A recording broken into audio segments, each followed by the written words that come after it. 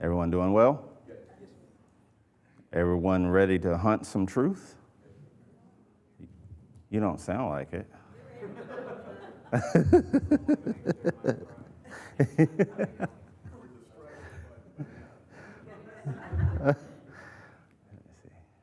All right. All right.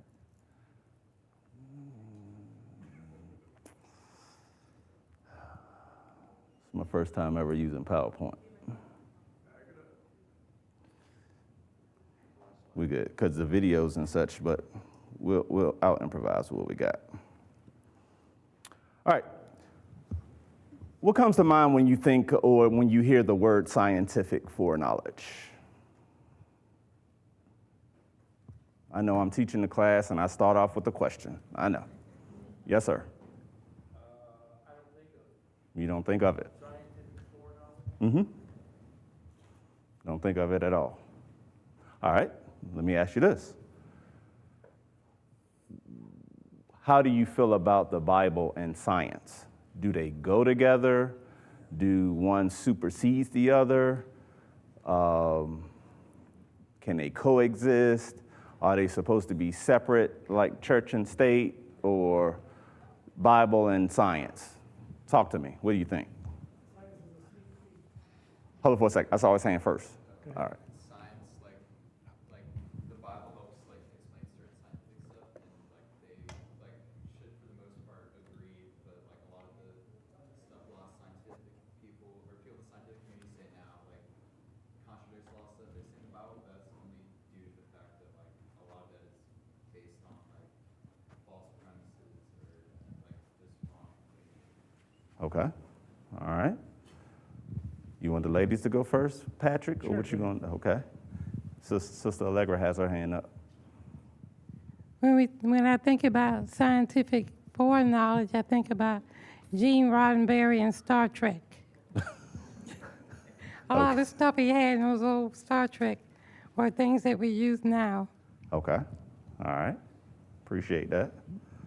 What you got, So brother? I feel like science is a sneak peek behind the curtain, as it were.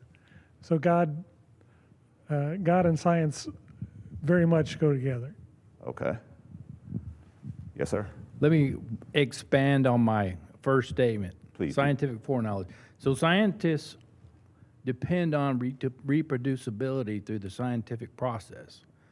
So there's really not much foreknowledge involved. It's based on reproducibility and predictability of something that could be done again and again, as long as the conditions are met. Okay. Are science and the Bible in opposition to one another, is what you're saying? Okay. All right. So a show of hands. The Bible and science, they're together. They go together. If you agree, raise your hand. If you disagree, it's fine, but raise your hand too. Okay. All right. I will admit, as I was a young Christian coming up, just become a Christian, I wasn't too sure about how science and the Bible, how they work together. If one proved one and disproved the other, or if I should believe only in one and not the other. Those were just some of the confusing things that I had as a young Christian when I first became a Christian. But as I studied, grew, I come to find out that science and the Bible, they are not in opposition.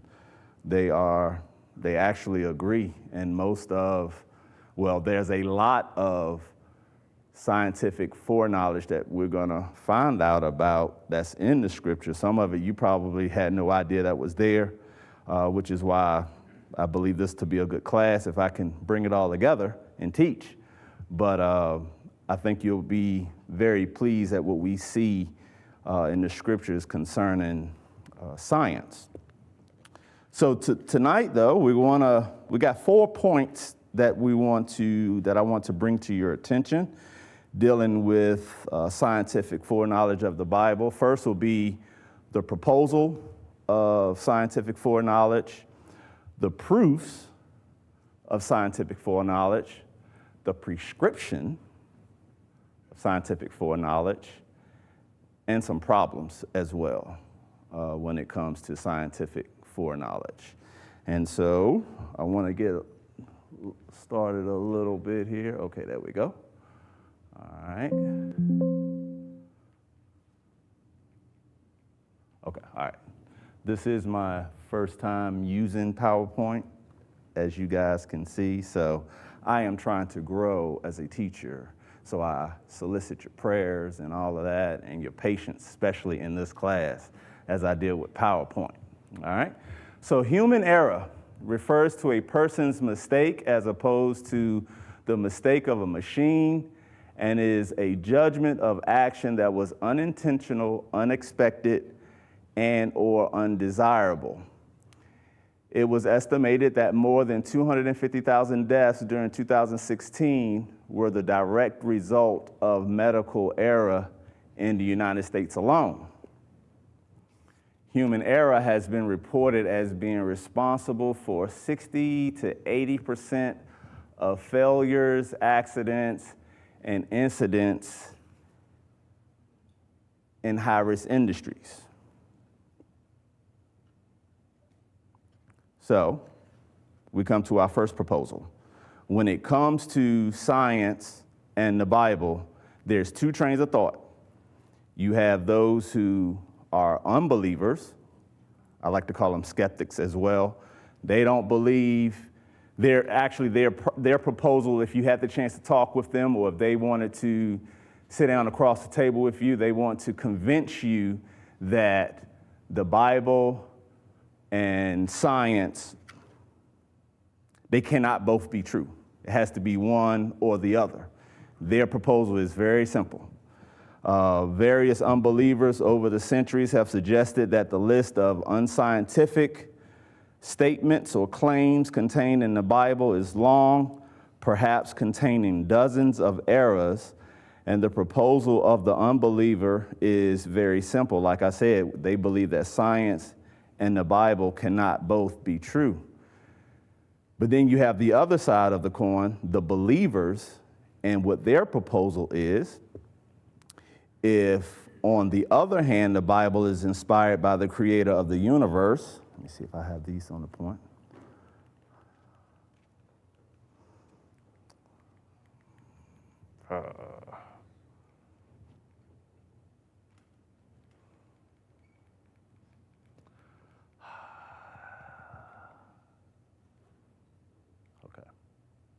All right, so if on the other hand, the Bible is inspired by the creator of the universe, as the writers claim it was, we should find a different situation altogether. If the God who created the world inspired the Bible, we should observe perfect agreement between every scientific statement in the Bible and everything that is verified as fact in the natural world.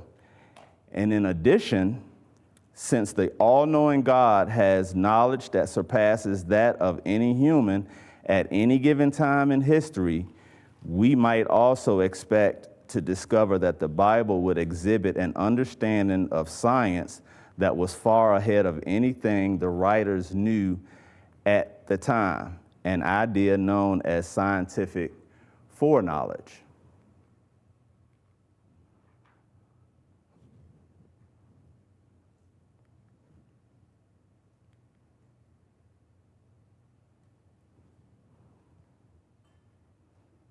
Okay.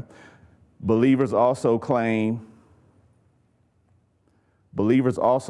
as does the scriptures itself, that the Bible is the inerrant, inspired word of God, which means that it cannot contain a single falsehood, mistake, or erroneous claim. Even if,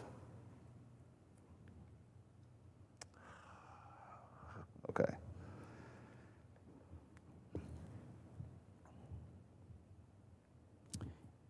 If even one legitimate inaccuracy, scientifically, historically, archaeologically, or otherwise, can be found in the Bible, the believer's proposal has been defeated, and the Bible's claims for inspiration become instantly and fatally hollow. So, of course, the believers believe that whatever the Bible says, that's it. If there's one fallacy found in it, the whole thing falls, as we believe. But understanding the unbelievers, if they really were to think about things, if the Bible was written by fallible men with all the technology, all the updates, everything all the research that we do this day and time, whatever mistakes man makes, we would already have figured them out, or we would just be finding them in the scriptures day after day, month after month, year after year. But that's not the case with the Bible. So the unbelievers, they have no type of proofs. But the believers, we have all sorts of proof using the Bible, and that is what we're going to get into at this moment. So we'll turn our attention to the Bible's treatment of the following scientific concepts as proof of its scientific foreknowledge and accuracy. All right, so this is where things start to get good. What is biogenesis?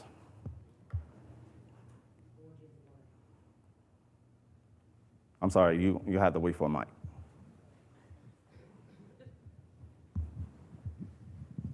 It's two words that make one word. All right, biogenesis, what you got? The beginning of life. The beginning of life. All right. The word bio meaning life, and the word genesis meaning the beginning.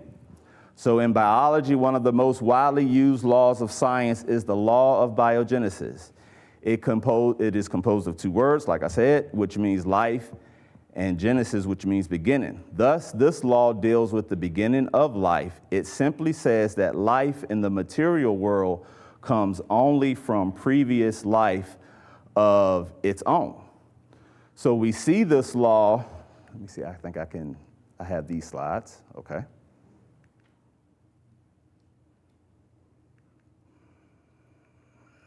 All right, we see this law played out every day all around the world. Over the years, the truthfulness of this law has been documented by thousands of scientists, including Louis Pasteur. His work dealt a crushing blow to the notion of spontaneous generation, the idea that life arises on its own from non-living sources. So life cannot arise on its own. It has to come from another life source. And so in truth, however, the naturalistic theory of evolution could not have occurred without some form of spontaneous generation. For this reason, many scientists have concocted experiments attempting to create life from non-living substances. But after all of these attempts, life has never been created from something non-living in the natural world. If thousands of scientists have designed carefully planned experiments to create life from something non-living, and yet have failed miserably every time, how in the world can we be expected to believe that nature did it by using accidents, chance, and blind forces? So, what does the Bible say about life, or every seed bringing forth after its kind? What does the Bible say about that? If you would, Genesis chapter 1, 24, if you would turn there in your Bibles, please.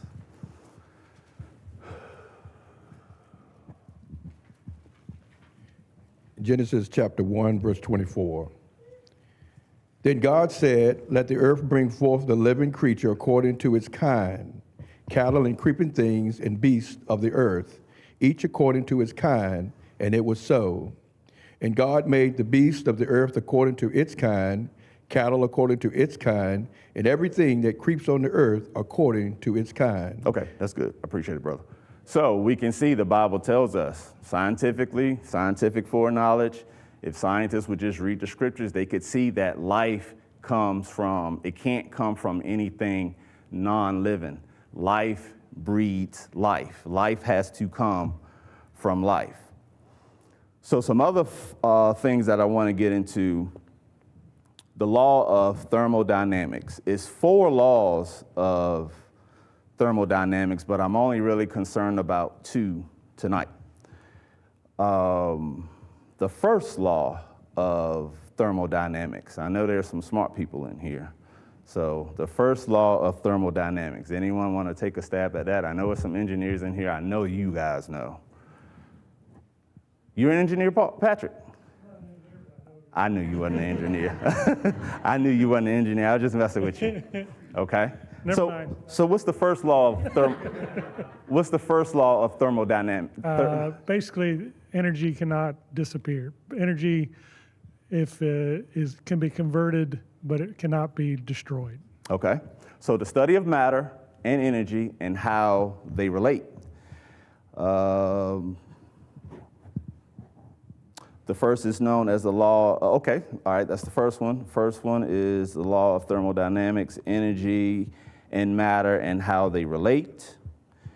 It simply says that in a closed, all right, I lost my place. I'm trying to get myself. I want this to act right, but it's not acting right.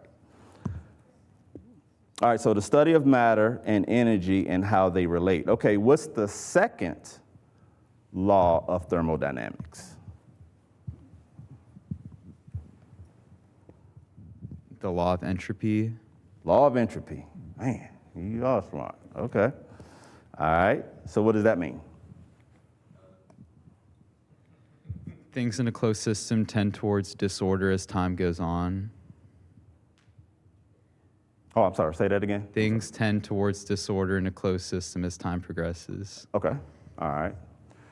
So you guys are probably wondering, why am I asking these questions? What does the law of thermodynamics have to do with scripture, and how does it all tie into the Bible? So the first one, matter and energy and how they relate. Then law of conservation of energy, entropy. It simply says that in a closed system, such as our universe, matter and energy can change forms, but no matter or energy can be created or destroyed. So to understand this, think of a burning piece of paper. Take a piece of paper that's burning. The paper is burned and changes to ash while heat and gases are released into the atmosphere, but the total amount of matter and energy is still the same. All right, and then we have the second law of thermodynamics, entropy, states that the closed system is moving toward a state of disorder, also known as entropy. So now think about the burning paper. The energy and the gases released, after burning are less usable than they were before. The second law dictates that rooms get messier over time, automobiles wear out, and things, they wear down. So the laws of thermodynamics, which science itself recognizes in its explanations of the phenomena in the universe, were designed by the chief engineer as expected, and they proved to be in complete harmony with his existence. So to bring this home, thermodynamics, laws 1 and 2, if you would turn your Bibles to Genesis chapter 2, verses 1 through 2.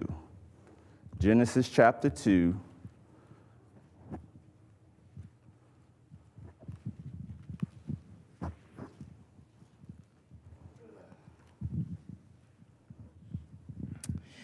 Thus the heavens and the earth and all the host of them were finished. And on the seventh day God ended his work which he had done, and he rested on the seventh day from all his work which he had done. Okay, so when Moses wrote this, of course he was talking about creation, but we know that we have time, energy, and matter here in the beginning. And that law of thermodynamics, we see how God does what he does. And God ended his work, and he rested on the seventh day from all his work which he had done.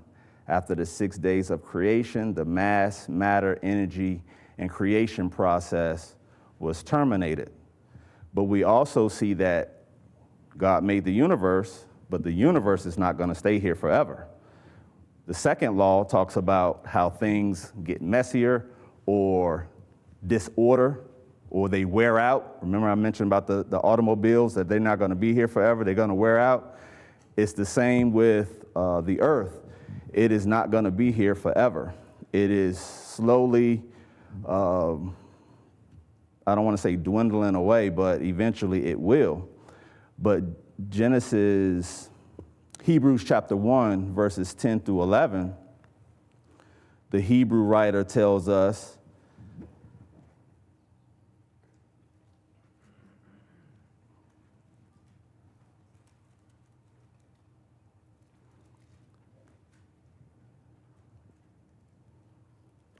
through the hand of the Hebrews writer, God also articulated centuries ago that scientists, or what scientists call the second law of thermodynamics, you, Lord, in the beginning laid the foundation of the earth, and the heavens are the work of your hands. They will perish, but you remain, and they will all grow old like a garment. And that's what we find in Hebrews chapter 1, verses 10 through 11. That represents scientific foreknowledge concerning the second law of thermodynamics. Any questions so far? Okay. Just a great comment. In these passages, you know, there are key words, and this from the New King James Version. It uses the word perish, fail, grow old. So yes, that kind of support that. Thank you. You're welcome. All right, so in our skit, what was Quip trying to do? He was trying to count the stars. All right. For you all that don't know, Quip is my son. So the way he is up there, he's like that at home. I just no, good kid. But Quip said that he wanted to count the stars. And he's not the first one that has attempted that. We've had many astronomers through the years, throughout time, who has tried to count the stars.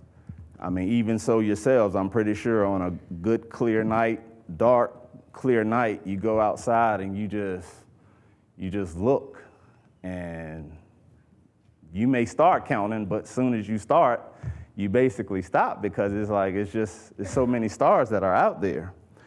And so who could not forget God's promises to the father of the faithful, which is Abraham? Not only would God bless all nations through Abraham and give his descendants the land upon which Abraham's feet had trod, but God also would cause Abraham's descendants to multiply so they would be as countless as the stars of the sky. And we see this in Genesis chapter 15 and verse 5. We read God's promise to his friend Abraham. And there were several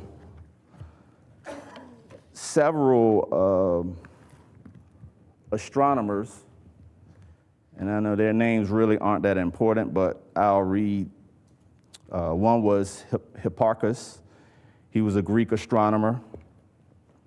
And as far as his count, he got to 800 stars. I think that's what he said he counted. 800 to 1800. And then there's an astronomer by the name of Chang Hing. He put his number around 2,500 stars, which I know that's way, way, way off. And with our modern technology, it's estimated that there are at least thousands of billions of stars that are in the sky. I mean, there's so many different galaxies out there. Quip, his $10,000 telescope wouldn't even get close to all the stars or the many stars that are out there. And there was another article that's not here in this book, but it gives you an idea how many stars they're trying to estimate, saying that there's the number 1 with 25 zeros behind it. That's how many stars right now that they're kind of estimating that's out there. But what this has to do with scientific foreknowledge, what God told Abraham, that his offspring was going to be like countless as the stars, knowing that he wouldn't have been able to count the stars. And then we have astronomers trying to count them, but they can't count them either. And even with the technology and stuff that we have now, we can't count the stars. And there was something else that I did find that it was just amazing to me when I was preparing for the lesson. If you go to Psalms 147, and this just is a testament to how awesome God is. 147, verse 4. So we can't count the stars. We don't know how many numbers there are. They're infinite in number. But check this out. In verse 4 of Psalm 147, the Bible says, He telleth the number of the stars, He calleth them all by their names. Not only did He number them, but He gave them names as well. I just thought that to be amazing, just mind-blowing to me. And not only that, what names would God give stars? It's just, if you think about it, just how could He, just a name. Would He?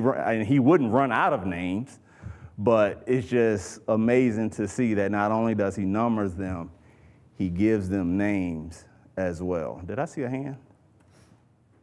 Okay, maybe I didn't. Okay, so let's move on. Oh, we did have a hand, okay. And you said, I will surely treat you well and make your descendants as the sand of the sea, which cannot be numbered for multitude. Mm-hmm. So that's even, as well as fascinating. And the sands of the shore, I mean, each grain. Sands of the sea. Yep, sands of the sea. All right. Yes. Also, to her point, Jeremiah 33:22. Yep. As the host of heaven cannot be numbered, and the sands of the sea cannot be measured. So I will multiply the offspring of David, my servant, and the Levitical priests who minister to me. Thank you. Just a quick comment also. When you was reading from Psalms 147, verse 4, you might have wanted to include verse 5, because that might answer the question about how He could do that. I know He's great in power and in understanding and infinite in wisdom. I appreciate that, though. All right. So the next thing I want to talk about, another proof in scientific foreknowledge, Noah's Ark, ship engineering. What comes to mind when you think of that? I know we have some people that have been in the Navy. I know we have some brethren that have worked at the shipyard. And if you haven't worked there, then you've been in close proximity, have friends or family members that have worked at the shipyard. Ships have affected you at some point in your life. But what comes to mind when you think about, I don't want to just say Noah's Ark, I would say the constructing of Noah's Ark. What comes to mind? Buoyancy, all right.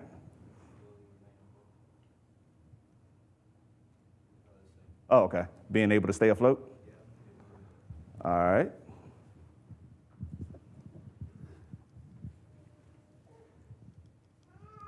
So there was one time I saw a video of some scientists. So they were reconstructing the ark. They had it way scaled down so that way they could actually build it. And they made it out of some type of wood. You know, they of course don't know what gopher wood was, but they tried to make it exactly in accordance with what it said. And then they had basically a wave simulator, and they scaled it down so that way they could create some massive waves for this little boat. And no matter what they did, they could not sink that boat. And when they measured these waves they were making, some of these waves scaled back into reality over 300 feet tall. While you're there, I mean, you can take the mic away from him. I mean, not that I don't want to hear you no more. I'm sorry, bro. I did not mean it like that. I did not mean it like that. And y'all stop laughing. Y'all making it worse. I'm not treating my brother that way. Yes, God didn't, when he told Noah to construct the ark, yes, he knew, of course, God, infinite wisdom, what we just saw in verse 5 of Psalm 147. We know he's infinite in wisdom and understanding. He told Noah to build this ark. You know, if you think about it, Noah didn't have to go anywhere. He wasn't speeding anywhere. The ark wasn't built for speed or any of that. What was it built for? Like you said, it was built for buoyancy. It was built for seaworthiness, and God knew that. Now, I don't know if Noah knew that. A lot of times, you know, when God tells us to do something, we don't always know why we're doing it, but after we do it and everything's said and done, then we're like, okay, all right, I get it. I'm pretty sure Noah now, and of us too, we know why God told him to build it, those dimensions in which he did. There was another hand. I'm sorry, I didn't mean to cut over you, bro. So it was a prototype. God gave us a prototype for how to build larger ships. Yep. So those dimensions are still being used today in certain ships. So when we look at Genesis chapter 6 and verse 15, we see the measurements. Oh, Hey, you had another hand. oh, I'm sorry. Oh, that's okay. I just want to say that, Brother Trotter, God gave very specific instructions regarding Noah's Ark. Oh, yeah, for sure. He did. And I mean, when God says what he says, he means it, and we need to do it. And we see that all over Noah and his interaction with the ark. It says, and thus did Noah, and thus did Noah. Noah did all that God had commanded him to do. So when you look at the dimensions of the ark, Genesis 6 and verse 15, and this is the fashion which thou shalt make it. The length of the ark shall be 300 cubits, the breadth of it 50 cubits, and the height of it 30 cubits. Now, cubit is an ancient unit of measure. Does anyone by chance know how long a cubit is? 18 inches, all right. And when I was reading up for this, you know, to say a better way of, or easier way of measuring it or getting an idea of what a cubit is from your elbow to your fingertips. So if we do the math and the measurements for the ark, it's about 400 feet long, 70 feet wide, 40 feet high. And if we wanted to do a fun comparison, it's about a football field and a half long. It's 3 giraffes stacked high. That's how tall.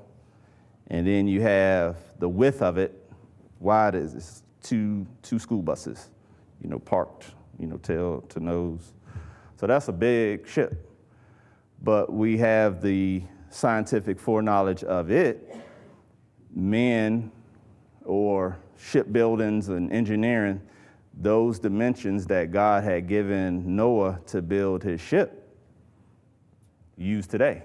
That's scientific foreknowledge. So the skeptics and the unbelievers, you know, I just wonder what they would have to say about that, you know. I wonder what they would have to say about the stars. You know, God in his infinite wisdom, he knows what he's doing when it comes to scientific foreknowledge. Yes, sir. There's a question. Has anybody been to the Ark, that Ark exhibit? Where is it at? What is it? Yeah, in Kentucky. So is it I know that thing is huge. I know it's huge. I know it's something to see, something to behold, should I say. All right, so let's move on. Another thing, which you may be like, oh, we're gonna talk about this. Sewage, waste, and disposal. It's like, what's the scientific foreknowledge in that, Brother Trotter? What you talking about? So let me pick your brain for a little bit. Why you think this is important? Disease control. All right. And to put it in perspective, think about Moses and the children of Israel. About how many people or how many Israelites was it that he was kind of leading out of Egyptian bondage? A couple million. So and they were going to be where? In the wilderness for 40-some years. So in order to protect them and to save them and to make sure, they were free and clear of as much diseases as possible, they had to have some things in place, some mechanisms in place to protect them. So sewage, waste, and disposal, if you would, turn your Bibles to Deuteronomy chapter 23. While you're turning there, I'll do a little bit of reading. In modern first world countries, it is well understood that raw sewage carries disease. Historically, however, and even in some places today, people do not understand this fact. Literally, millions of people have died due to diseases caused by the improper disposal of waste. The London cholera epidemic of 1846, in which 16,000 people died, is just one example of this unfortunate truth. So whoever has Deuteronomy chapter 23, verse 12.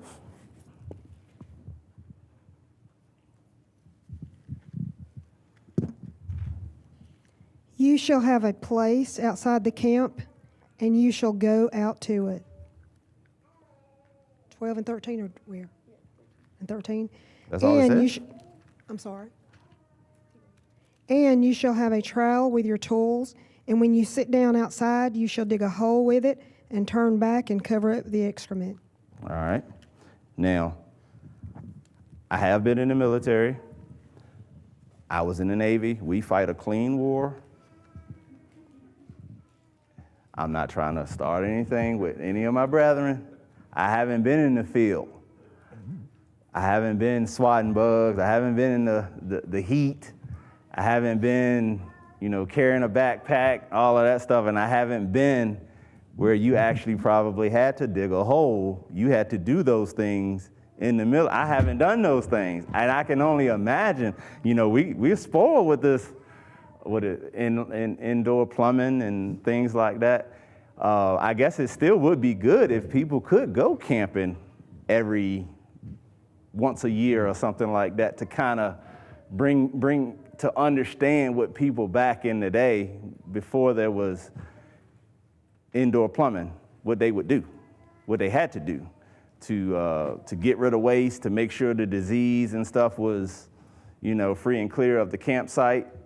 That just came to my mind. But so he did say, dig a hole and put your refuse in that hole. And like I said, to keep in mind how many people Moses was leading, how many people were at the camp in the wilderness, there was a lot of digging. There was a lot of, putting that stuff away so they would be free and clear of disease. Yes, sir. Reggie, that had me thinking. You think the children of Israel were always on the move in the wilderness. God didn't stay there for an extremely long period of time. So it would only make sense that wherever they went, as in use the bathroom, they would bury it, and God would not let them to permit to stay there for a long time to prevent diseases. So he would let them go. That way it properly decomposes and it does not affect them later on. Yes, that makes sense. Okay. Did not think about that. That's a good one. All right. So these people in London, remember that epidemic that we just talked about?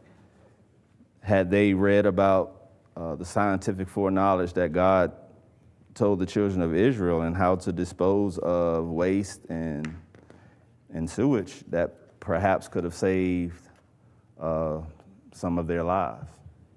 So, all right, that is the proofs. Those were some of the proofs when it comes to scientific foreknowledge. Now, the prescriptions. Prescription, what's the first thing that comes to your mind when you hear the word prescription?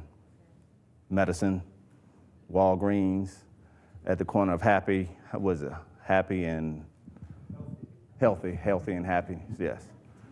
So when you hear the word prescription, you think of medicine, doctors, and a lot of the medicines that you may need, it's a life and death situation. So prescriptions can be or are very important. You may need those things. Am I able to pull up videos? Okay. Because he definitely could talk about this a lot better than I could, Brother Cal. But so in this section, we'll talk about blood, labor, and biblical sanitation. We also see in Leviticus chapter 11, I believe it is. You don't have to turn there just yet. But in the book of Leviticus, we talk about, Leviticus 17, it talks about life is in the blood, and that is true. And if you understand Jesus and what he did for us, life is in the blood. I know we all can understand or have something to do with that as well. Life is definitely in the blood. I was looking for a video there.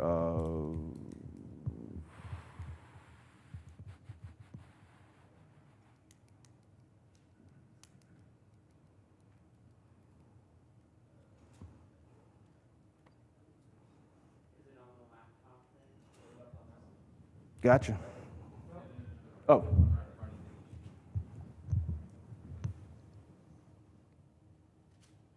How much time I got? Oh, okay. All right. Got plenty of time.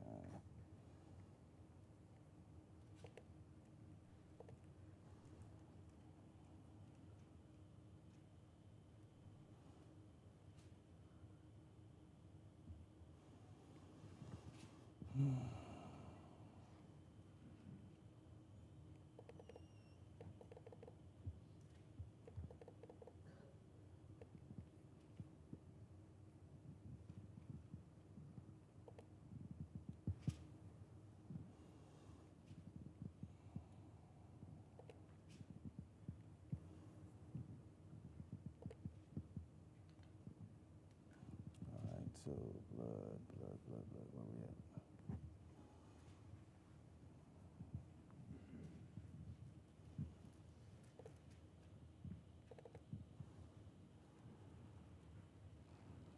You might not think that you would need to go to the Bible to find ways that would potentially save thousands, maybe hundreds of thousands of lives. The fact of the matter is, if it were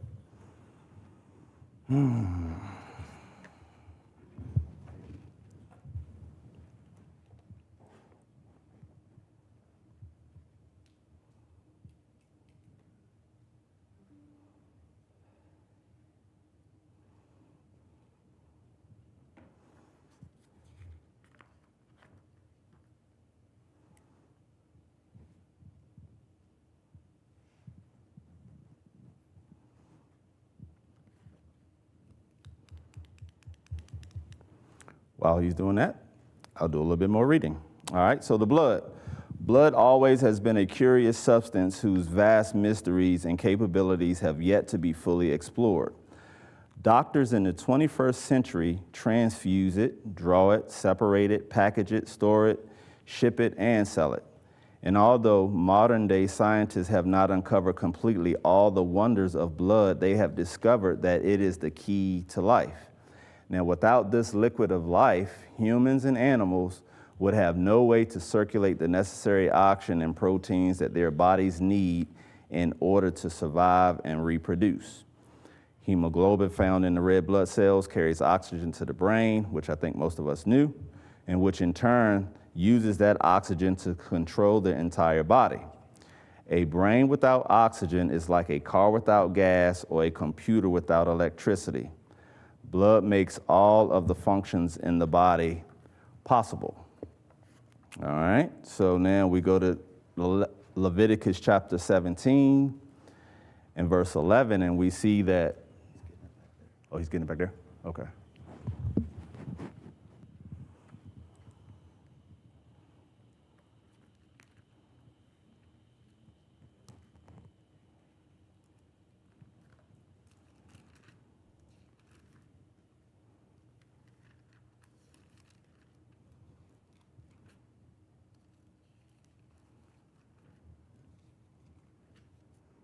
Go to the Bible to find ways that would potentially save thousands, maybe hundreds of thousands of lives.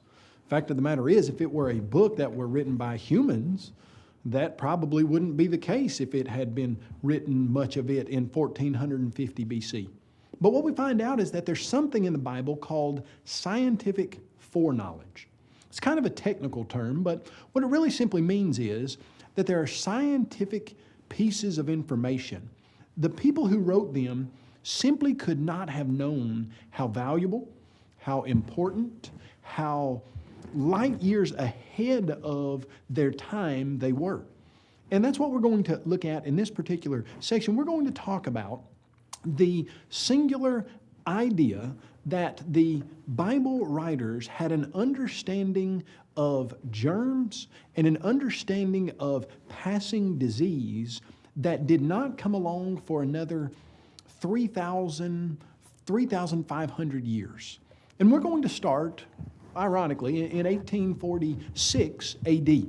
See, in 1846 AD, there was a man by the name of Ignaz Semmelweis. And Semmelweis was a doctor in Vienna, Austria. He delivered babies, and when the women would check into his Division I lying-in unit, about 18% of them would not check out. He was losing about 1/6 of all of the women and all of the babies that were coming into his clinic. And it was literally driving him crazy. He just could not get over all of these women dying, and he would have nightmares about it. And he was the director of the Division I lying-in unit, but the other medical professionals saw that it was really getting on to him. And so they sent him on a sabbatical. While he was away on his sabbatical, one of his friends, a man by the name of Dr. Kolechka.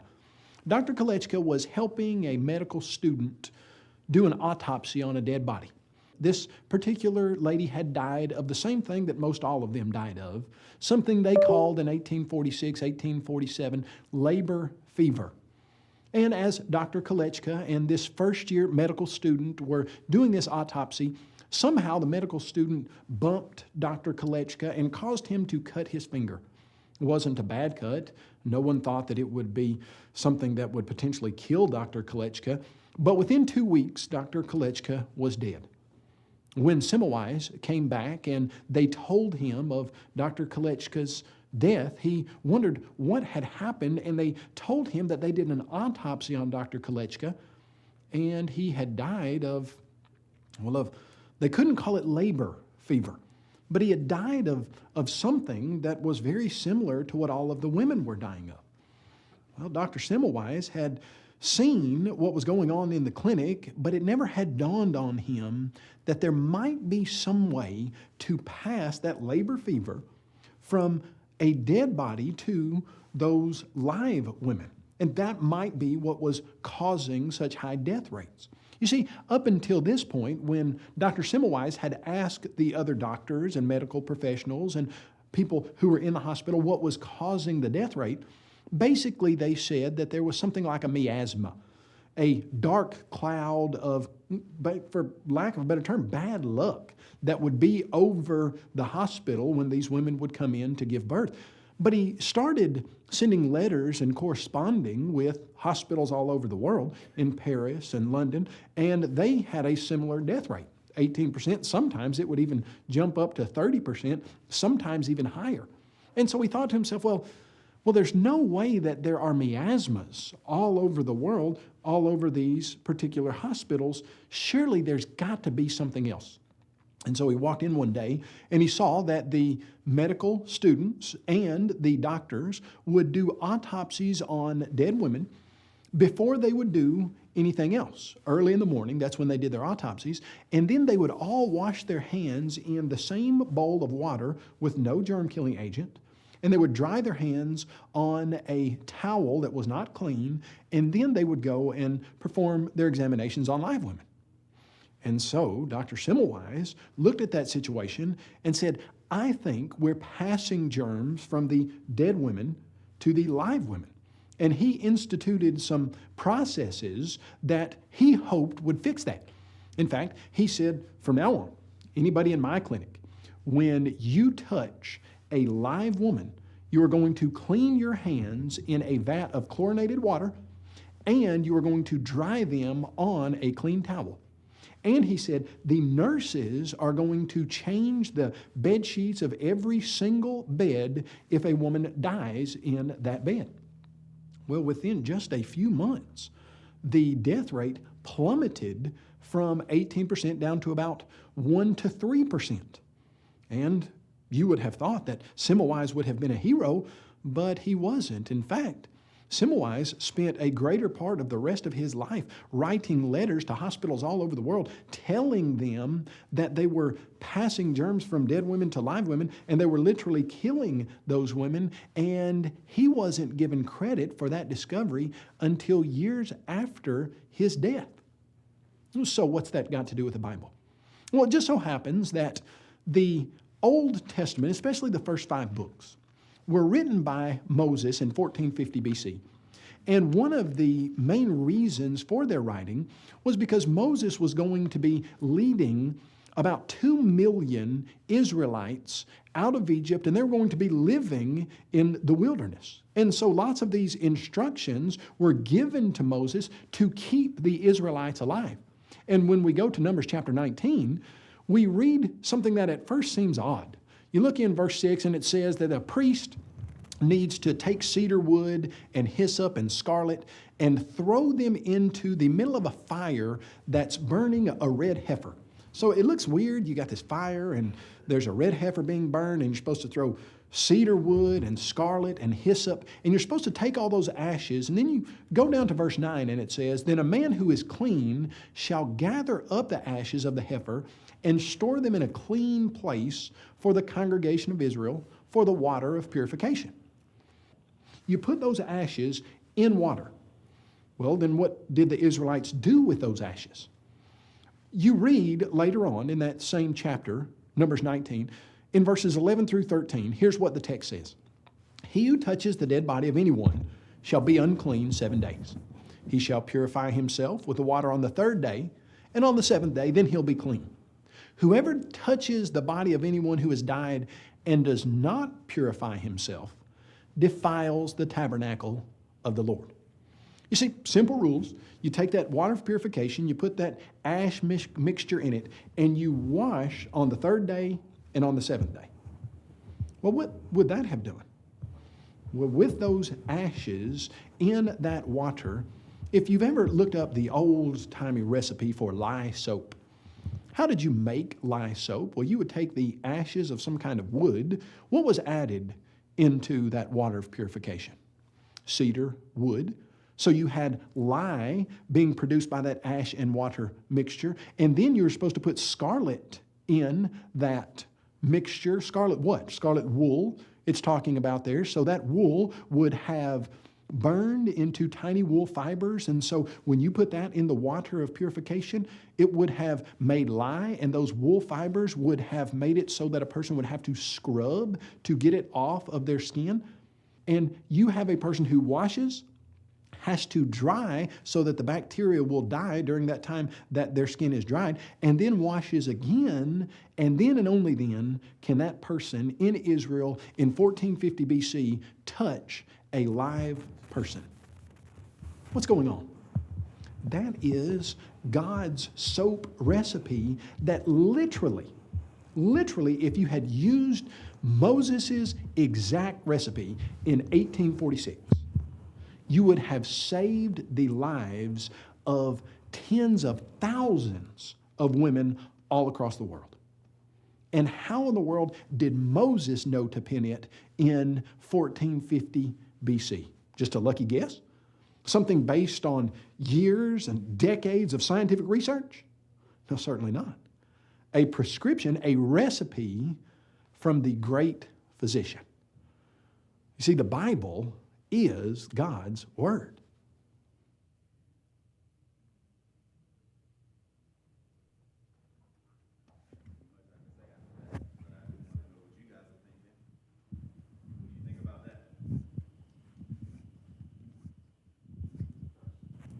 Impressive, right? Yeah. Lie. L-Y-E for the young people. I don't think the young people know too much about lie. Not telling a lie, but it's a chemical. It's a very strong chemical, which he mentioned in the video, but it was a cleaning agent. But yeah, lie, it's, I guess it helps, kills disease, germs, and such, but I've just never used it. I just know that it burns. That's all I know. But God told Moses to put that concoction together, and it was to help and save the people. And like he said, how could he know to do that? It wasn't a lucky guess. He didn't just come up with it on his own. Of course, God told him to do it, and that's part of the scientific foreknowledge that we see here in the scriptures. Was someone else trying to say? I thought I heard something. Okay, all right. So I do have another video, Brother Nick. This is going to be about food consumption. And before we go into that, before we go into that, I know that most of you all are familiar with the dietary laws in which the Israelites were under the law of Moses. And religion-wise, nowadays, you have some people that, or some religions teach that you are still supposed to adhere to such laws. The first one that I can think of is the Muslims, of course. They tell you that you can't eat what? Pork. I tell you, if you was an Israelite back in the day, man, you couldn't have no pork chops, no ham hocks, no bacon, none of that. You would be in trouble being an Israelite. But they couldn't eat certain things such as pork. What was another thing? It was the fish that they couldn't eat. They could only eat fish that had what? Correct. So catfish, no catfish fries or anything like that. They couldn't have those things. But why did God tell them to stay away from those things? Any idea? Yes, sir. Oh, wait for the mic. I'm sorry. Some of the animals were deemed unclean by God. I know that, but why? Why were they deemed unclean? Because they chewed something like crud, curd. No. It was something they ate that made them unclean, or deemed them unclean. We'll get into that. It's okay if you don't know. I see some other hands up. The seafood was they were bottom feeders. Yeah, catfish. Crap, whatever came down in the soil, whatever came down. Pigs eat anything. Yes. For those, I mean, I raised pigs before with my parents. They eat anything. They do. There's some hands back in the Right. back. So I think it's mostly due to parasites. Mm-hmm. I know, for instance, for pork, it was trichinosis. And if you don't cook it up to the proper temperature, then you can get sick from the trichinosis parasite. Correct. So I think, I'm sorry, go ahead. This might ruin catfish for a lot of people, but they defecate through their skin. Ooh, I didn't know that. And then pigs wallow in their waste. And so cleaning measures back then they didn't have the ability to clean like we do. So yes, like the parasites is definitely a part of it, but then also just like a cleaning basis, pigs wallow in their own filth. Right. Just like, never mind. And then No, wait. and then like catfish, like that's why like you shouldn't eat like farm raised catfish just because they just sit there in their own Correct. filth. And so as just like a cleaning measure. And so they didn't have the ability to have like running water to clean those types of animals. And so. Right. So if the children of Israel, they thought about it, or if we understand, it wasn't that just God told them that they just couldn't have it because they just couldn't have it. He was actually saving their lives. It was for a reason.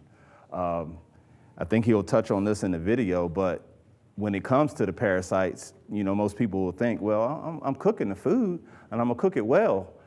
You know, that shouldn't harm me or anything, right? And it's like, well, certain foods with parasites, I guess they need to come to a certain temperature without you burning the food. You can go into a steakhouse or a restaurant, order a steak, have it rare, medium rare, medium well, and cows are not necessarily susceptible to parasites because they are herbivores. They just eat herbs or grass, greenery. Whereas a pig, you won't go in a restaurant and ask for a rare pork chop. They're gonna look at you like you got two mouths. I don't wanna say two eyes, but two mouths, because the FDA has a law on that, or restriction on that. You can't have rare pork chops because the hogs are more susceptible to parasites, and you have to bring the food up to a certain temperature to be able to kill the parasite so you won't get sick. So was there another hand, I thought? Okay. So Nick, if you could play the food consumption video for me, please. In the United States, there are regulations that are put into place by the FDA, the Food and Drug Administration, that help keep people alive. Regulations about what can be eaten, what can be sold, where it's packaged, and things of that nature. See, the FDA tries to keep bacteria and other things out of food that we eat, and it's very, very useful. In fact, probably thousands or maybe even millions of people stay alive every year because of these regulations. But did you know that the Bible has something similar to that? You see, the first 5 books of the Old Testament were written in about 1450 BC. So a person might not think that they would go back there for modern day food regulations. But that's showing us something about the Bible. There is scientific foreknowledge in the Bible. It's kind of a big word, but it just simply means that the Bible has scientific information in it that there's no way the writers themselves could have derived or come up with on their own. It's looking forward, the foreknowledge to a time when we do figure it out, but the writers themselves could not have known how valuable it was. One example of this scientific foreknowledge is found in Leviticus chapter 11. Moses was given instructions by God to bring the children of Israel out of Egypt. And there were going to be about 2 million of them, and they were going to be walking around in the wilderness for 40 years. And so when we look at these regulations, we see that they were designed to keep 2 million Israelites alive in a camping type situation for some 40 years. And when we look at the food regulations, we realize that if those regulations had been put into place in the 1700s, 1600s, even the 1800s, they would have kept millions of people alive. Let's look at some of this scientific foreknowledge, some of these food regulations. Leviticus chapter 11, verse 3 says, "Among the animals, whatever divides the hoof, having cloven hooves, and chews the cud, that you may eat." Well, and then it goes on and gives you an example of what kind of animal would not fall into that category. "And the swine, though it divides the hoof, having cloven hooves, yet does not chew the cud, it is unclean to you. Their flesh you shall not touch, they are unclean to you." So there we go. We have an example of one that has cloven hooves but doesn't chew its cud. Now, what would an animal be that has cloven hooves and does chew its cud? A cow would be an example of an animal that has cloven hooves and chews its cud. And a cow is an herbivore. It takes in plants and turns those plants basically into food that then humans consume, and that is an herbivore that chews the cud and has cloven hooves. But then you look at the swine and you realize that it is an omnivore. It will eat anything. It's a scavenger. It will take in whatever it finds. If it finds the carcass of a dead animal, it will eat it. If it finds a partially alive, diseased animal, it will eat it. You see, a pig has an extremely high probability of ingesting parasites and other disease-causing agents that, if not cooked properly, those diseases would be passed on to whatever consumed the pork, the pig meat. Well, we know that you need to cook pork properly now. In fact, we know it to such a degree that if you were to go into, let's say, your local steak place, and you sat down, you ordered a ribeye, and the waitress said, "How would you like it cooked?" And you said, "I'd like it cooked rare." She wouldn't have a problem with that. She'd write down rare on her ticket there, and she'd turn it in. But then if you said, "I'd like this pork chop, and I'd like it cooked rare," your waitress or waiter would then say, "No, I'm sorry, we can't cook it rare because the FDA, the Food and Drug Administration, has told us that we can't sell a rare pork chop." Well, why not? Why can't you sell a rare pork chop? Well, because we even know in the United States and all around the world that pork has such a higher probability of carrying disease-causing agents. Well, how would Moses have known that in 1450 BC? You see, one of the remarkable things about Israelite camps, the way that you can tell in many archaeological finds that this camp is a camp of Israelites, is that when they look through the garbage, they don't find pig bones. Now, when they look through the garbage of the Babylonians, they do. When they look through the garbage of the Assyrians, they do, but not the Israelites. You know, if there were 2 million people wandering around in the wilderness and they were going to try to keep from getting food-borne illnesses, one great way would just be to regulate what foods you could eat and what foods you couldn't eat, because many times they probably wouldn't have gotten cooked to a degree or to a temperature that would have killed those germ-causing agents. Well, then as you go down the list there in Leviticus chapter 11, you get in verse 9. And it says, "These you may eat of all that are in the water. Whatever is in the water that has fins and scales, whether in the seas or in the rivers, that you may eat." Now, what animals in the rivers don't have fins and scales? In the seas and the rivers? Well, you're looking at some of those scavenger type fish. A catfish, for instance. Although it would have fins, it does not have scales. And catfish, we know, scavenge the bottom of whatever body of water they are in, and they will eat virtually anything, very much like a pig. And then as you start looking at some of those other species that would not have scales and fins, you would come across things like an oyster. Well, you think in modern times we understand about oysters, about cooking them properly. We do. But you know, there are regulations about oysters and where you can eat them raw, when you can eat them raw, and when it's a good idea to eat them raw. In fact, if you're a big oyster fan, you probably know the rule that you should not eat a raw oyster in any month that doesn't have an R in it. May, June, July, August. Now, why is that? Because if you are transporting oysters, and it's a hot month here in the United States of America, if those oysters warm up to a certain temperature, then the bacteria that grow in oysters will start to grow. And that bacteria, guess what? You can't see it, you can't smell it, and it's tasteless. In fact, there is a certain bacteria that grows in oysters that has a death rate of 50%. That means that 1 out of every 2 people that eat an oyster with this certain bacteria die. As we look at that regulation for all animals in the rivers and the seas that can be eaten need to have scales and fins, that is a remarkably accurate way to keep people from getting foodborne illnesses from things like oysters or catfish or other animals that take in germ, disease-ridden things, and those things would be passed to the consumer.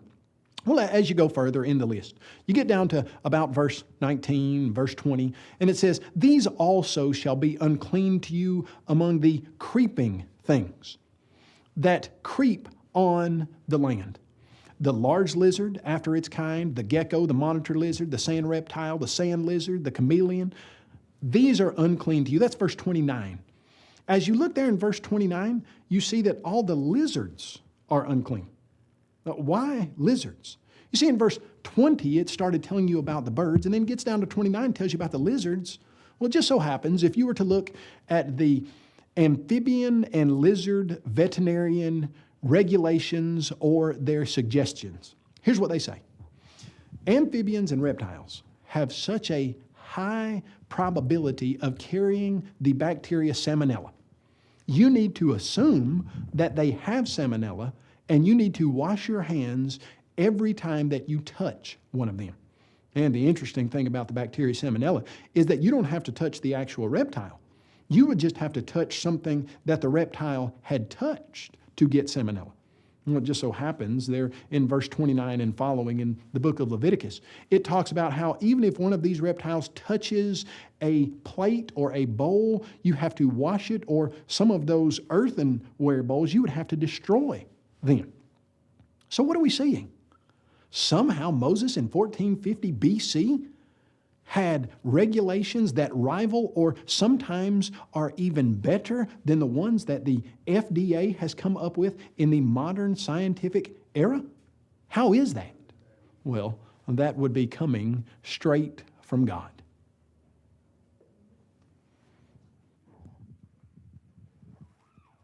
This is the end of class. I did have one comment from one person. If you could put that out there real quick, because you're cutting into their break time. Yeah, real quick, since we're about out of time. I don't think it was in the lesson plan, but I'd like to give a couple of other examples of scientific foreknowledge that are listed in the Bible.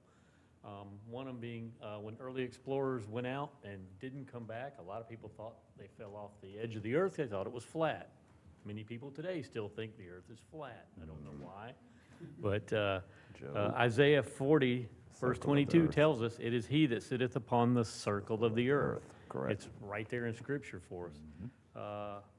He says, "The inhabitants thereof are as grasshoppers, and he stretches out the heavens as a curtain and spreads it out as a tent to dwell in." It's there for us. The earth is a circle. It's not flat. Correct. Another one was the water vapor cycle. I don't know who came up with it, but the evaporation, condensation, precipitation, the cycle of water.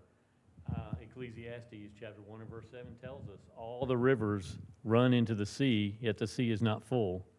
And unto the place from whence the rivers come, thither they return again." That's the water cycle. Yep. That's just a couple of examples. I'm sure there's a lot more. Man, I pulled up a site. It was 101 of them. I could have just gone through it. It's a bunch of them out there, but I do appreciate that, brother, because it wasn't in the lesson, though. I do appreciate you guys' patience and your comments. I guess this is the break, so you're free to go. Get you some snacks or whatever. Thanks again.